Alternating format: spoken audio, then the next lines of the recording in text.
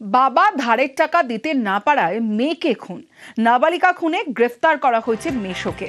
মুম্বাইয়ে খুন স্বরূপনগরের নাবালিকা, আর সেখানেই বাবা ধারের টাকা দিতে না পারায় মেয়েকে খুন। কি জানা যাচ্ছে জানবো, অনুপম সাহা রয়েছে আমার সঙ্গে। অনুপম, দেখো, এই যে স্বরূপনগরের পান্তা পাড়ার বাসিন্দা মফিজুল শেখ, সে তার পরিবার নিয়ে মুম্বাইয়ের পারমেল এলাকায় এসে বসবাস করতো গত 9 বছর ধরে, এবং সে একটি কারখানায় কাজ করতো। তার স্ত্রী পরিচারিকার কাজ করতো এবং তার মেয়ে এবার মাধ্যমিকের পরীক্ষার্থী, পড়াশুনো করতো।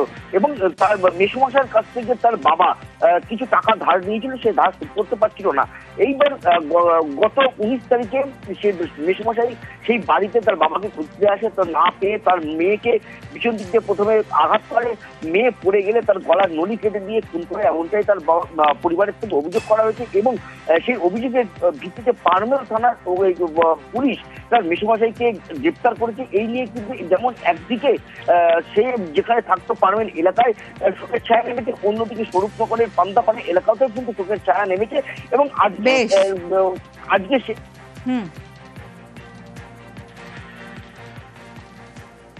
যেদিনকে এই ঘটনাটা ঘটেছে, ওর খালু অনেকদিন পরে ওদের বাসায় এসেছে। আসার পরে ঘরের ভিতরে ঢুকে প্রথমে তার উপরে প্রেসার কুকারের বাড়ি মেরেছে মাথায়, মারার পরে গলার শ্বাসনালী কেটে দিয়েছে। এটা করেছে বসিরহাটে বাড়ি, ওর নিজের খালু। তা আপনারা এখন কি চাইছেন? কি আমরা চাইছি যে ওর বিচার হোক। এনআইএর জলে মানব পাচার চক্রের 2 বনগাঁ থেকে ধৃত আমির আলী শেখ ও অমল কৃষ্ণ মণ্ডল। অবৈধভাবে সীমান্ত পার করিয়ে নাবালিকা পাচার, বাংলাদেশি নাবালিকাকে ভারতে এনে কটকে পাচার। আর সেই ঘটনায় এবার এনআইএর জালে মানব পাচার চক্রের 2 বনগাঁ থেকে ধৃত আমির আলী শেখ ও অমল কৃষ্ণ মণ্ডল। আমার সঙ্গে অনিরুদ্ধ কীর্তনিয়া রয়েছে। অনিরুদ্ধ, এই মানব পাচার চক্রের সঙ্গে এই দুজনকে জেরা করে কি জানা যাচ্ছে? সঙ্গে এই জালটা কি আরো বিস্তর? দেখো, তোমাকে জানিয়ে রাখি যে গতকাল ঠিক বনগাঁর পেট্টাপোল এলাকার জয়ন্তীপুরে এই আমির আলী শেখের বাড়িতে হানা দিয়েছিল এনআইএ, সঙ্গে ছিল এসটিএফ। এবং ঠিক তেমনই অমল কৃষ্ণ মণ্ডল গাইঘাটার বাসিন্দা, তার বাড়িতেও হানা দিয়েছিল এনআইএ এবং এসটিএফ। তাদের দুজনকে রীতিমতন পেট্টাপোল থানায় নিয়ে আসা হয়, তাদেরকে জিজ্ঞাসাবাদ করা হয়। প্রাথমিকভাবে কিন্তু এনআইএ তরফ থেকে জানানো হয়েছিল যে উড়িষ্যার একটি মামলায় তাদেরকে জিজ্ঞাসাবাদের জন্য নিয়ে আসা হয়েছে। কিন্তু পরবর্তীতে জানা যায় যে মানব পাচার চক্রের সঙ্গে যুক্ত এই 2 ব্যক্তি, অর্থাৎ এই অমল কৃষ্ণ মণ্ডল, তিনি পেশায় বলা যেতে পারে যে একজন কৃষিজীবী বা তিনি একজন শ্রমিক। সেখান থেকে তার পরিবার দাবি করছিল যে তিনি চাষি হওয়া সত্ত্বেও তাকে গ্রেফতার করেছে এই এনআইএ।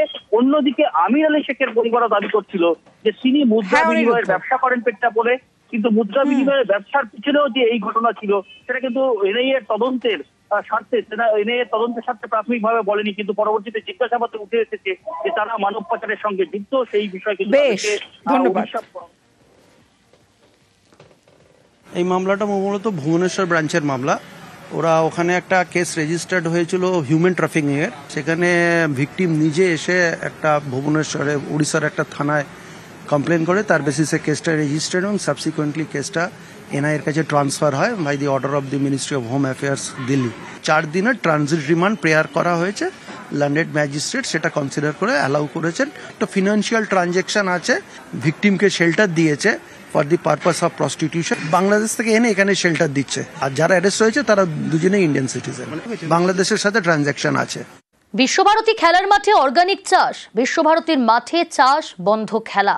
বিশ্বভারতীর একাধিক মাঠে চাষের প্রস্তুতি, বিভিন্ন মাঠে ট্রাক্টর নামিয়ে চষে ফেলা হয়েছে জমি। আরো ডিটেল জানাতে পারবে ইন্দ্রজিৎ রয়েছে আমার সঙ্গে। ইন্দ্রজিৎ, একদমই যেটা বলে রাখবো, বিশ্বভারতীর যে 3টি মাঠ ছিল, সেই 3টি মাঠ যেখানে খেলতো, আশেপাশে যে সমস্ত বোলপুরের বেশ কিছু যুবক এবং আশেপাশে এলাকা থেকেও বেশ কিছু যুবক সেখানে খেলাধুলা করতো, সেই মাঠগুলিতে আজকে সকাল থেকে দেখা গেছে যে ট্রাক্টর নামে কার্যত চষে ফেলা হয়েছে। যদিও বিশ্বভারতী কর্তৃপক্ষের সঙ্গে যখন বিশ্বভারতী উপাচার্য তিনি যেটা জানিয়েছেন যে বিশ্বভারতীকে বারবার কিন্তু পার্লামেন্টে তাদের যে ফাঁকা জায়গা সেগুলিতে কি করছে সেই নিয়ে প্রশ্ন করা হয়েছিল।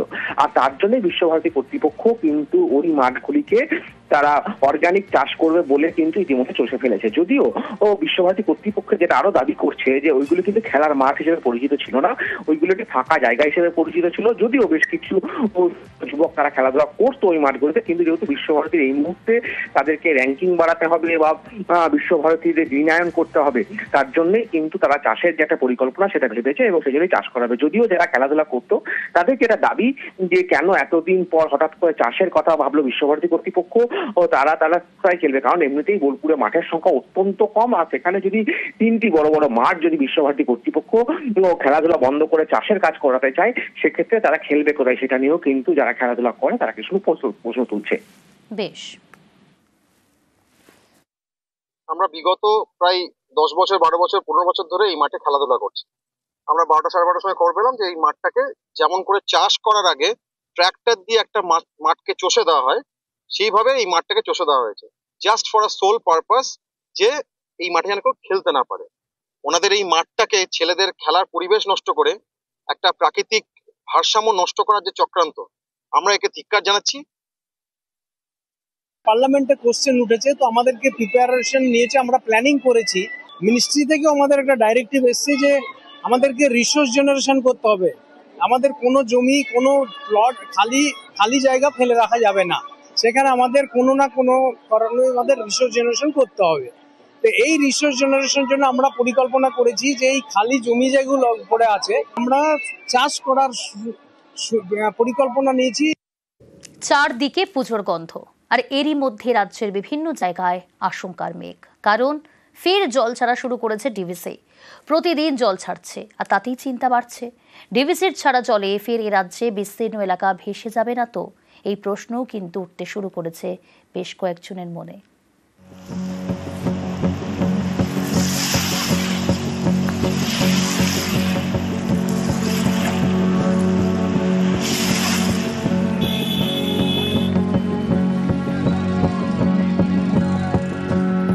এবছর বর্ষার মধ্যে প্রায় 3বার বন্যা হয়ে গেছে নদী ও নদী তীরবর্তী অঞ্চলগুলোতে এবং তার চারপাশের মধ্যে।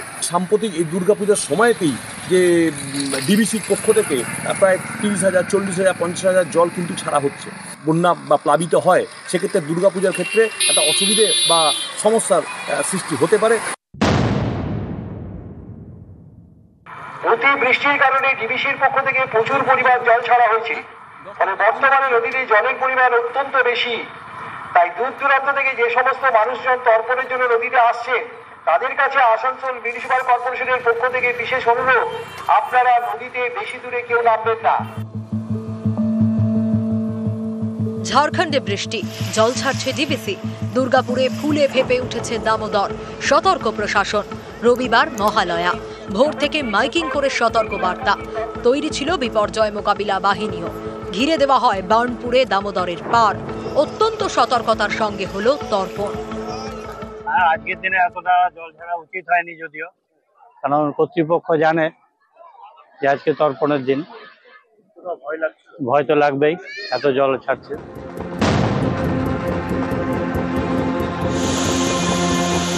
ডিভিসি জল ছাড়া শুরু করেছে 17 সেপ্টেম্বর অর্থাৎ বুধবার থেকে।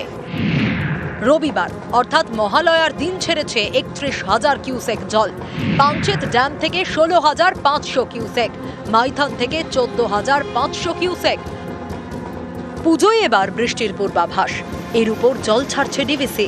হুগলির খানাকুলে, মুন্ডেশ্বরী এবং রূপনারায়ণের জল বাড়ছে, যা দেখে ফের প্লাবনের আশঙ্কায় খানাকুল। তো এবছর বর্ষার মধ্যে প্রায় 3বার বন্যা হয়ে গেছে নদী ও নদী তীরবর্তী অঞ্চলগুলোতে এবং তার চারপাশের মধ্যে। সাম্প্রতিক এই দুর্গাপূজার সময়তেই যে ডিভিসির পক্ষ থেকে প্রায় 30,000, 40,000, 50,000 জল কিন্তু ছাড়া হচ্ছে। বন্যা বা প্লাবিত হয়, সেক্ষেত্রে দুর্গাপূজার ক্ষেত্রে একটা অসুবিধে বা সমস্যার সৃষ্টি হতে পারে। দীপক শর্মা ও শুভদীপ ঘোষ, নিউজ 18 বাংলা।